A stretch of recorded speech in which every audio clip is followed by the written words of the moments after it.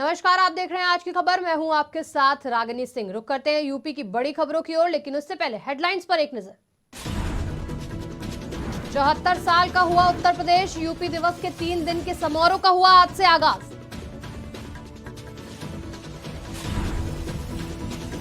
स्वामी प्रसाद मौर्य के बयान पर पार्टी ने किया किनारा। शिवपाल बोले ये उनका व्यक्तिगत बयान है। यूपी में आए भूकंप के तेज झटके। संभल, मुरादाबाद, अमरोहा और रामपुर में महसूस किए गए भूकंप के झटके। क्रिकेटर मोहम्मद शमी को कोर्ट से झटका। हर महीने पत्नी हसीन जहां को देना होगा भत्ता। आज यूपी 74 साल का हो गया है। उत्तर प्रदेश के 74 साल पूरे होने पर आज राजधानी लखनऊ में स्थापना दिवस पर 3 दिवसीय कार्यक्रम का शुभारंभ किया गया। यूपी दिवस कार्यक्रम का शुभारंभ सीएम योगी आदित्यनाथ ने किया। इस दौरान सीएम योगी के साथ राज्यपाल आनंदीबेन पटेल और प्रदेश सरकार के कई मंत्री मौजूद रहे। कार्यक्रम में यूपी के लोकगीत और लोक नृत्य प्रस्तुत किए गए। ये कार्यक्रम अवध शिल्प ग्राम में आयोजित हुआ, जिसमें कलाकारों की अद्भुत प्रस्तुति को देखकर लोग मंत्र मुग्ध होते हुए दिखाई दिए। मैं सबसे पहले देश की आबादी के सबसे बड़े राज्य उत्तर प्रदेश की 25 करोड़ जनता को उत्तर प्रदेश के 74वें स्थापना दिवस के अवसर पर उत्तर प्रदेश दिवस के रूप में जिसे हम आयोजित करते हैं, हृदय से बधाई देता हूं और अपनी शुभकामनाएं भी। स्वामी प्रसाद मौर्य के रामचरितमानस को लेकर दिए विवादित बयान से सपा ने पल्ला झाड़ लिया है। आज जसवंत नगर पहुंचे शिवपाल यादव ने कहा कि रामचरितमानस पर दिया गया स्वामी प्रसाद मौर्य का बयान उनका व्यक्तिगत बयान है। इसका सपा की विचारधारा से कोई लेना देना नहीं है। हम राम और कृष्ण के आदर्शों पर चलने वाले हैं। शिवपाल यादव ने इस दौरान भाजपा पर भी निशाना साधा। उन्होंने भाजपा पर तंज कसते हुए कहा, ये लोग तो भगवान राम को ही बेच रहे हैं। और आगे आने वाले चुनाव में भारतीय जनता पार्टी को इस प्रदेश से भगाना है और समाजवादी पार्टी को लाना है। देखिए, वो उनका व्यक्तिगत बयान है, पार्टी का बयान नहीं है। और हम लोग तो भगवान राम के आदर्शों पर। आज दोपहर 2:30 बजे दिल्ली, उत्तर प्रदेश और उत्तराखंड में भूकंप के झटके महसूस किए गए।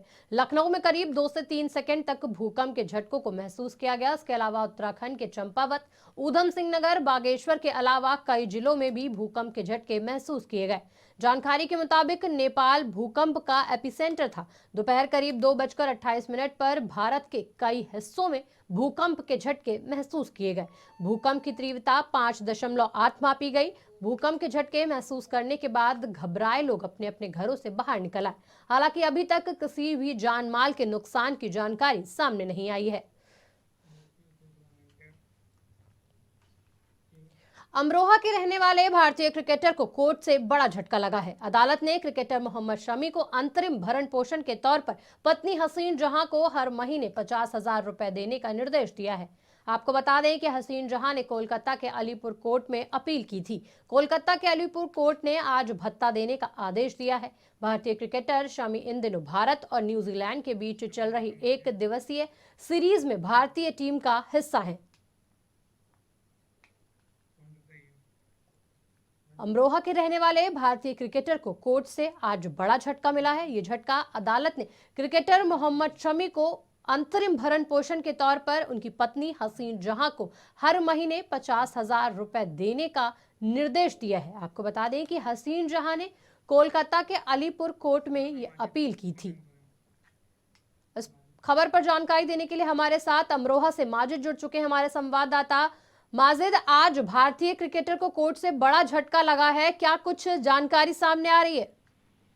देखिए रागिनी, मैं बता दूं, ये पूरा मामला अमरोहा जनपद के रहने वाले हैं इंडियन टीम के क्रिकेटर तेज गेंदबाज मोहम्मद शमी। उनका 2018 से अपनी पत्नी से विवाद चल रहा है। वो लगातार उनको भत्ता देते चले आ रहे हैं, लेकिन उनकी पत्नी ने कोलकाता हाई कोर्ट में इस पूरे मामले को लेकर जो है केस डाल रखा था और उनकी मांग थी कि मेरा जो भत्ता बढ़ाया जाए। आज उनका भत्ता 80,000 रुपए से बढ़ाकर 1,30,000 रुपए कर दिया गया है।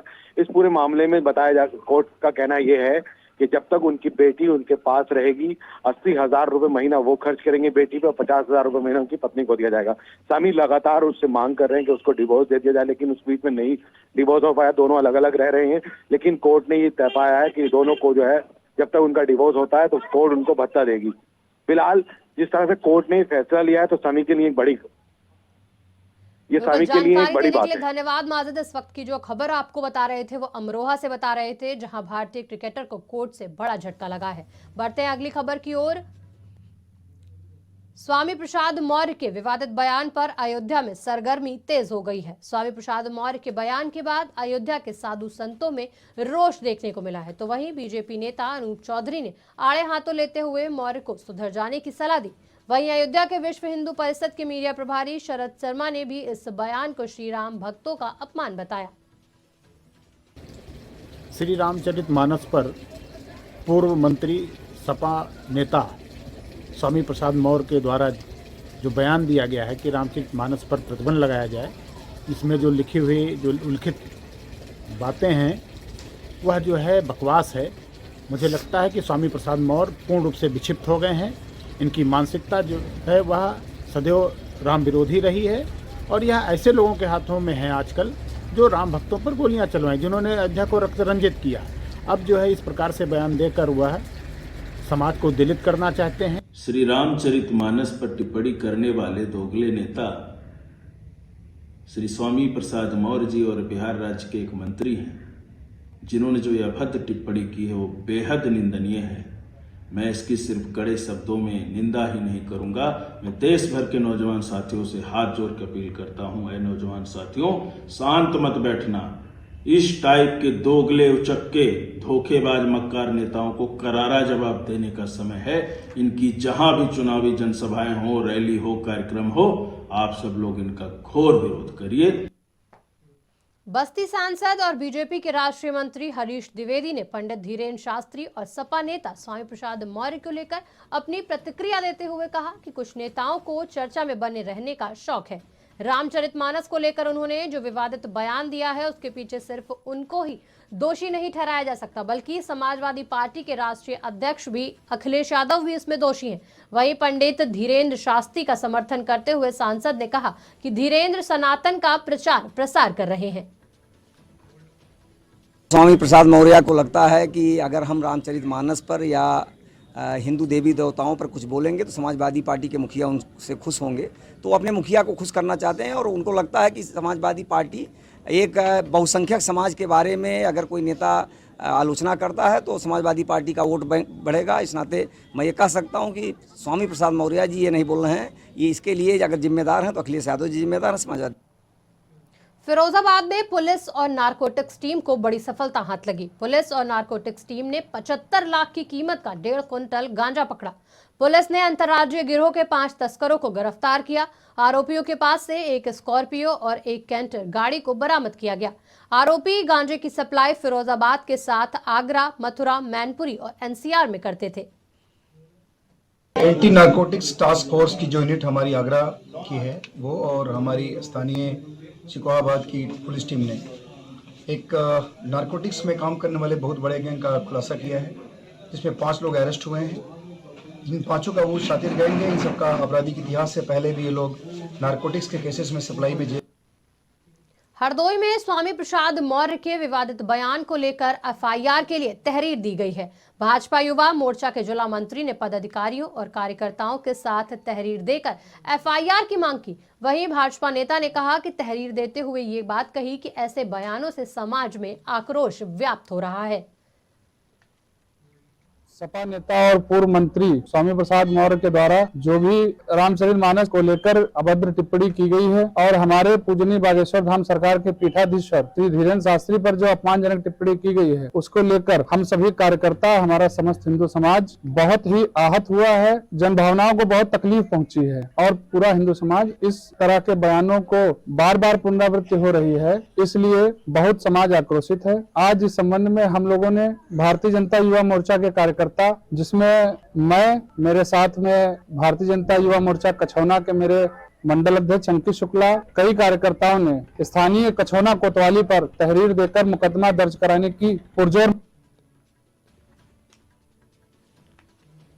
स्वामी प्रसाद मौर्य के विवादित बयान को लेकर एफआईआर की ये तहरीर आज भाजपा युवा मोर्चा के जिला मंत्री ने पदाधिकारियों और कार्यकर्ताओं के साथ पुलिस में दी और इस तहरीर के साथ ही उन्होंने एफआईआर की मांग भी की। वहीं भाजपा नेता ने तहरीर देते हुए कहा कि ऐसे बयानों से जो है समाज में आक्रोश और विवाद खड़ा हो रहा है। इस खबर पर जानकारी देने के लिए हमारे साथ हमारे संवाददाता मनोज जुड़ चुके हैं। मनोज, स्वामी प्रसाद मौर्य के विवादित बयान को लेकर आज एफआईआर की बात करी है भाजपा युवा मोर्चा ने, क्या एफआईआर हुई? जी हाँ, बिल्कुल। देखिए, स्वामी प्रसाद मौर्य लगातार विवादित रहे हैं, चाहे बहुजन समाज पार्टी की सरकार में रहे हो। हालांकि जब भाजपा में थे तो ये राम राम जपते थे और जैसे ही भाजपा से निकले हैं उसके बाद से फिर ये बगावती तेवर इनके दिखे हैं। हिंदू जो देवी देवताएं हैं उनको लगातार अपमानित करते रहते हैं और आज इस पूरे मामले को लेकर यहाँ कोतवाली में तहरीर दी गई है स्वामी प्रसाद मौर्य के खिलाफ एफआईआर दर्ज किए जाने की। फिलहाल अभी तक अगर बात की जाए तो एफआईआर नहीं दर्ज की गई है। पुलिस के जो अधिकारी हैं उनका कहना है कि उच्च अधिकारियों से पहले इस पूरे मामले पर विस्तृत जानकारी करेंगे, राय मशविरा करेंगे, उसके बाद ही इस पूरे मामले में एफआईआर होगी।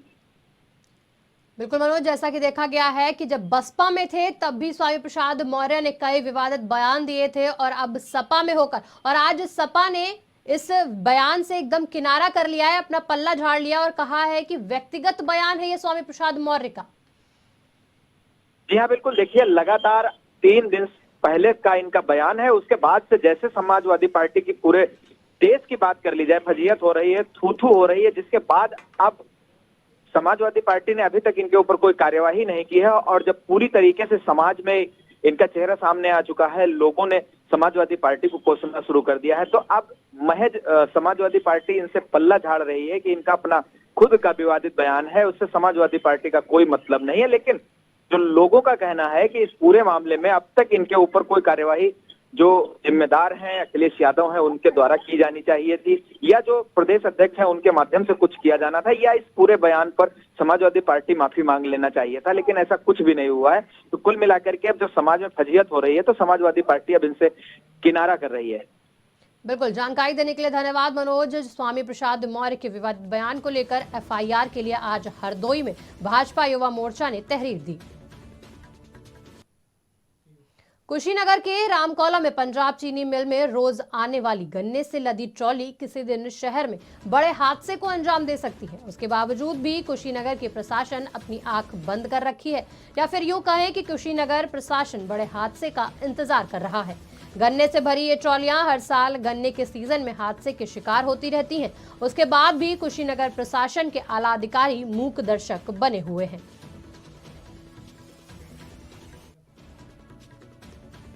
इस खबर पर जानकारी देने के लिए हमारे साथ हमारे संवाददाता कुशीनगर से जावेद जुड़ चुके हैं। जावेद, पंजाब चीनी मिल में रोज ये गन्ने की जो ट्रॉलियां हैं लदी हुई आती हैं ओवरलोडेड होके, और उसके बाद भी यहाँ कई हादसे होते रहते हैं, क्या कुछ जानकारी सामने आ रही है?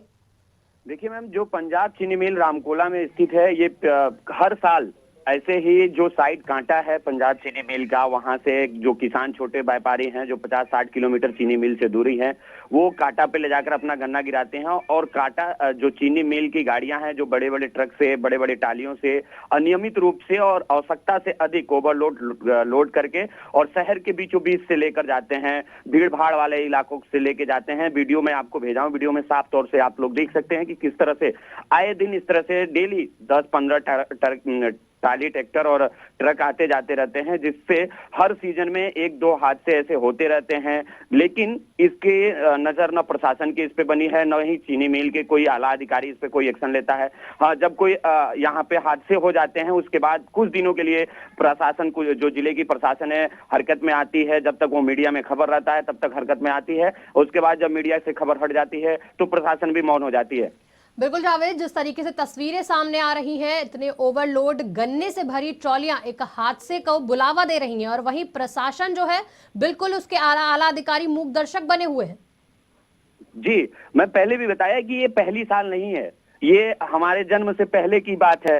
1948 वगैरह में ये जो चीनी मिल थी वो ये स्थापित हुई थी। तब से इस तरह से आए दिन शहरों के बीचों बीच से, बड़े बड़े शहरों से होकर इतनी बड़ी बड़ी जो गन्ने की टालियां हैं वो आती जाती रहती हैं, और इतना ओवरलोड होता है कि जो ट्रैक्टर खींचने वाला होता है, अगर ट्रैक्टर को रोक के फिर उसको बढ़ाया जाता है तो आगे की चक्के उड़ जाती हैं। अब सोचिए, अगर चक्का उड़ती हैं, किसी बाइक सवार के ऊपर गिर जाए या कहीं अनियमित हो जाए या ब्रेक फेल हो जाए या स्टीयरिंग फेल हो जाए, तो सोचिए शहर में कितने बड़े हादसे हो सकते हैं। लेकिन प्रशासन इस पर नजर नहीं देती है। बिल्कुल, जानकारी देने के लिए धन्यवाद जावेद। कुशीनगर के रामकोला में प्रशासन की बड़ी लापरवाही सामने नजर आ रही है। महोबा के प्रांतीय लोक निर्माण खंड में तैनात इंजीनियर किस तरह काबिलियत से लबरेज हैं, उनके द्वारा कराए गए सड़क निर्माण कार्य की योग्यता को दर्शा रहा है। यहां विभागीय जिम्मेदारों ने जिले के श्रीनगर कस्बे में बनाई गई रोड को जोड़ती हुई जो 2 करोड़ 80 लाख रुपए की सड़क बनाई है, उस सड़क ने इंजीनियर की काबिलियत की पोल खोल दी है। जहां सड़क के बीच में लगे विद्युत पोल को बगैर अलग किए ही सड़क बना दी गई, जो दुर्घटनाओं को दावत दे रही है। वहीं मामले में अधिकारी कुछ भी बोलने से बचते नजर आ रहे हैं और विभाग द्वारा बनाई गई ये अनोखी सड़क हंसी का पात्र बन रही है।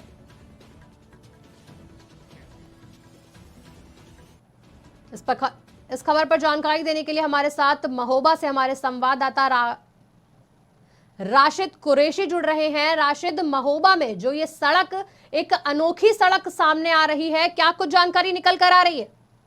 जी रागिनी, वाकई ये प्रांतीय लोक निर्माण खंड जो विभाग है महोबा का, जो वहाँ के तैनात इंजीनियर हैं, एसडीओ हैं, अधिशासी अभियंता हैं, कहीं ना कहीं बजट ठिकाने के गुरेज से उन्होंने बिना ही कोई नाप किए हुए और जो नियम कानून है, जो गाइडलाइंस है, उनको दरकिनार करते हुए ये अनोखी सड़क बनाई है। जो सड़क कहीं बिल्कुल शहर में चर्चा का विषय बनी हुई है। ये 2 करोड़ 80 लाख रुपए की सड़क है और इस सड़क के मानकों को बिल्कुल तार-तार कर दिया गया है और इस सड़क की वजह से जग हटाई हो रही है। कहा जाए तो कहीं ना कहीं एक बहुत बड़ी लापरवाही है। बिल्कुल, जिस तरीके से ये रोड बनी हुई है, इसके बीचों बीच विद्युत खंभा लगा हुआ है और बात करें तो ये दुर्घटनाओं को दावत देती हुई नजर आ रही है। वहीं प्रशासन की बड़ी लापरवाही भी नजर आ रही है। जी बिल्कुल, जो सड़क बनी है ये वहाँ से सिजवाहा मार्ग को जोड़ती है और कई गाँव को वहाँ से आने जाने का एक सुगम रास्ते के लिए बनाई गई थी। मगर जो विभाग के अधिकारी, उन्होंने लापरवाही का आलम ये रहा कि जो विद्युत पोल बीच सड़क पे ही, उस पोल को हटाना मुनासिब नहीं समझा और जस्ट सड़क के बगल से ही एक सरकारी स्कूल बना हुआ है। कहीं ना कहीं ये दुर्घटनाओं को दावत दिए जाने वाली बात है और लगातार उस सड़क से लोगों का आना जाना होता है। बिल्कुल, जानकारी देने के लिए धन्यवाद। महोबा के प्रांतीय लोक निर्माण खंड में तैनात इंजीनियर की किस तरीके से काबिलियत सभी के सामने आई, वो देखने वाली बात है। देवबंद में देर रात चेकिंग के दौरान पुलिस और बदमाशों में मुठभेड़ हो गई। इस दौरान बाइक सवार 2 बदमाशों ने पुलिस पर फायरिंग कर दी, जिसमें पुलिसकर्मी बाल बाल बच गए। पुलिस की जवाबी कार्रवाई में गोली लगने से 25,000 का इनामी बदमाश सक्षम त्यागी घायल हो गया। घायल बदमाश को पुलिस ने देवबंद के सरकारी अस्पताल में भर्ती कराया। वहीं दूसरा बदमाश अंधेरे का फायदा उठाकर फरार हो गया। मुठभेड़ के दौरान सांपला रोड पर भारी संख्या में पुलिस बल तैनात रहा। पुलिस ने देवबंद के पूरे इलाके में घेराबंदी कर दूसरे आरोपी की तलाश की। देवबंद की पुलिस चेकिंग कर रही थी। इस दौरान ये अपराधी था जिसने कि पुलिस पार्टी पर फायर किया और पुलिस ने पार्टी ने पीछा किया और दोनों पक्षों में फायरिंग हुई, जिसमें कि अपराधी को गोली लगी है।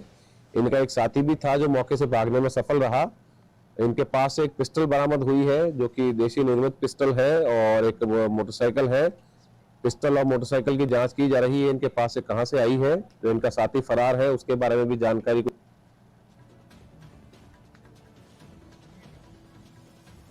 इस खबर पर जानकारी देने के लिए हमारे साथ सहारनपुर से हमारे संवाददाता खुर्शीद जुड़ चुके हैं। खुर्शीद, देर रात चेकिंग के दौरान पुलिस और बदमाशों के बीच मुठभेड़ हुई है, जिसमें एक बदमाश जो है घायल हो गया, वहीं दूसरा बदमाश फरार हो गया। क्या उसकी पकड़ हो पाई है अब तक? पुलिस जो है चेकिंग कर रही है, छापेमारी कर रही है। अभी तक उसके जो है प्रयास कर रही है। पुलिस दूसरे का आरोपी की जो है तलाश में जुटी हुई है, पकड़ने का प्रयास है। जी बिल्कुल, जानकारी देने के लिए धन्यवाद। देवबंद में देर रात चेकिंग के दौरान पुलिस और बदमाशों के बीच मुठभेड़ हो गई। महोबा में बागेश्वर धाम पीठ के महंत पंडित धीरेन्द्र शास्त्री के समर्थन में सभी सनातनी संगठन एकत्रित होने लगे हैं। संगठनों ने एकत्रित होकर शहर के आला चौक में अंधविश्वास उन्मूलन समिति के अध्यक्ष श्याम मानव का पुतला दहन किया।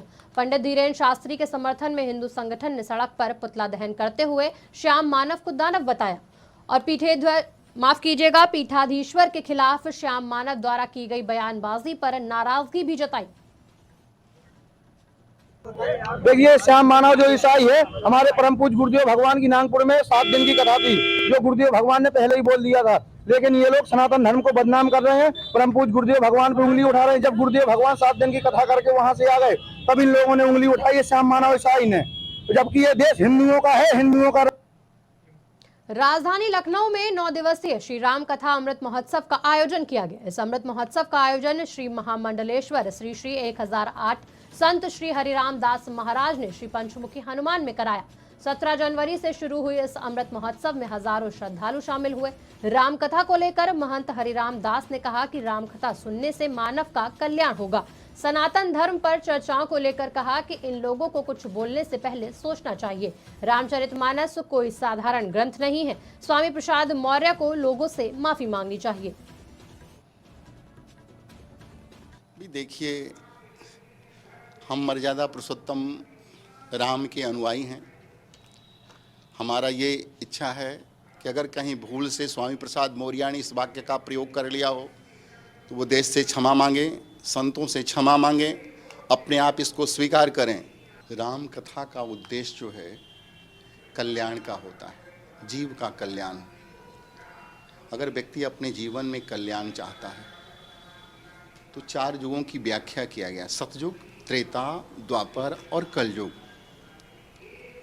जो चीज़ हम कलयुग में नहीं कर पाते हैं, उतनी व्यवस्था, उतना साधना, उतनी क्षमता हमारे पास नहीं है। इसलिए गोस्वामी तुलसीदास ने कहा, कलयुग समयुग आन नहीं, जो नर कर विश्वास। जो विश्वास अगर जीवन में करता है, गाय राम गुण गण विमल, भवतर नहीं प्रयास। अगर आप इस संसार सागर से पार होना चाहते हो तो राम कथा का आश्रय लें। उत्तर प्रदेश में किसानों को कड़ाके की ठंड से तो राहत मिल गई, लेकिन अब बारिश का दौर शुरू हो चुका है। 20 जनवरी से ही प्रदेश के कई जिलों में बूंदाबांदी शुरू हो चुकी है। वहीं मौसम विभाग ने 24 जनवरी से लेकर 26 जनवरी तक कई जिलों के लिए येलो अलर्ट जारी किया है। 25 से लेकर 26 जनवरी तक उत्तर प्रदेश के कई जिलों में ओले भी गिरने की संकेत दिए गए हैं। मौसम वैज्ञानिक ने बताया कि उत्तर प्रदेश के 26 जिलों के लिए येलो अलर्ट जारी किया गया है। यूपी के चंदौली में प्राथमिक विद्यालय की जर्जर बिल्डिंग गिरने से किसान की मौत हो गई। इस घटना में 2 किसान गंभीर रूप से घायल हो गए। घटना के बाद मौके पर भारी संख्या में लोग इकट्ठा हुए। सूचना पाकर मौके पर पहुंचे एडिशनल एसपी, एसडीएम और तहसीलदार ने मृतक के शव को कब्जे में लेकर पोस्टमार्टम के लिए भेजा। पूरा मामला सदर कोतवाली क्षेत्र के दिग्वत गाँव का बताया जा रहा है। जिसमें राजकीय इंटर कॉलेज की जर्जर बिल्डिंग है जो सामने इस्तेमाल नहीं हो रही थी, तो उसका आगे कुछ किसान और मजदूरों ने अपना धान सुखाने के लिए रखा हुआ था। उसका आगे का पोर्शन जो छज्जा होता है वो गिर गया है। इसके कारण 3 लोग मौके पे थे, जिसमें 1 की मृत्यु हो गई, 2 घायल हैं और वो आउट ऑफ डेंजर है। जो मौके पर सीओ साहब, एसडीएम अपना खुद स्वयं मौजूद है। जो भी किसान की मदद होगी मुआवजे को लेकर उसमें एसडीएम साहब के स्तर से और डीएम साहब के स्तर से इसमें मदद की जाएगी और बाकी सुरक्षा के दृष्टिगत पुलिस मौजूद है यहाँ पर। और ऐसा है कि राजकीय बालिका इंटर कॉलेज जो बगल में है, राजकीय बालिका इंटर कॉलेज का जो है प्रयोगशाला है और लगभग 1995 लगभग 25 वर्षों से बना हुआ है। कभी भी ये जो प्रयोग नहीं इसका। शाहजहांपुर में देर रात से हो रही बारिश से जनजीवन अस्त व्यस्त हो गया है। सड़कों पर जगह जगह जलभराव से जहां लोगों का चलना मुश्किल हो रहा है, तो वहीं दूसरी ओर पुलिस लाइन की ग्राउंड पर पानी भरने से परेड रिहर्सल निरस्त कर दिया गया। वहीं तेज हवाओं और बारिश ने ठंड भी बढ़ा दी है, जिसके चलते सुबह से ही लोग घरों में दुबकने को मजबूर हो गए हैं। हमारे क्या सभी पुलिस लाइनों में 24 तारीख को ग्रांड रिहर्सल किया जाता है 26 जनवरी परेड का, जो कि पूरी तरह से हमारा तैयारी थी। लेकिन आज रात में काफ़ी पानी बरसने के कारण पूरा ग्राउंड हमारा भरा हुआ है, गीला है, जहां परेड होना संभव नहीं है। कोशिश है कि अगर शाम तक ग्राउंड सही कर लिया हमने तो शाम को रिहर्सल कराया जाएगा। अंत हमारी परेड सीधे 26 जनवरी को होगी। सुबह शाम दोनों टाइम बहुत ही अच्छी तैयारी चल रही थी और ग्राउंड भी है साज सज्जा। आज से हमारे ग्राउंड की साज सज्जा भी आप देख रहे होंगे, पोल वगैरह लगना शुरू हो गए हैं चारों तरफ। ग्राउंड की साज सज्जा के लिए पूरी तैयारी थी, लेकिन ये बारिश की वजह से इसमें थोड़ा सा व्यवधान आया, जो जल्दी अगर बारिश ना हुई तो समाप्त कर लिया जाए। फिरोजाबाद में पुलिस और नारकोटिक्स टीम को बड़ी सफलता हाथ लगी। पुलिस और नारकोटिक्स टीम ने 75 लाख की कीमत का 1.5 क्विंटल गांजा पकड़ा। पुलिस ने अंतर्राज्यीय गिरोह के 5 तस्करों को भी गिरफ्तार किया।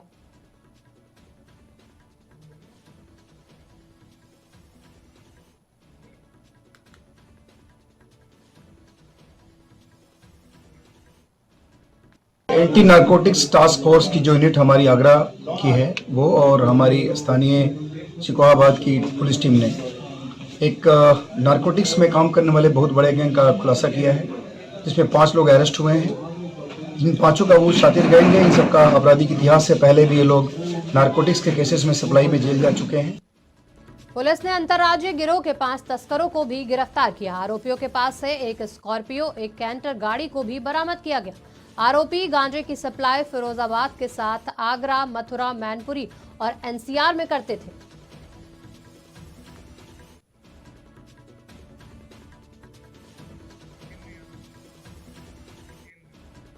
इस खबर पर जानकारी देने के लिए हमारे साथ हमारे संवाददाता हितेंद्र जुड़ चुके हैं। हितेंद्र, पुलिस और नारकोटिक्स टीम को बड़ी सफलता हाथ लगी है।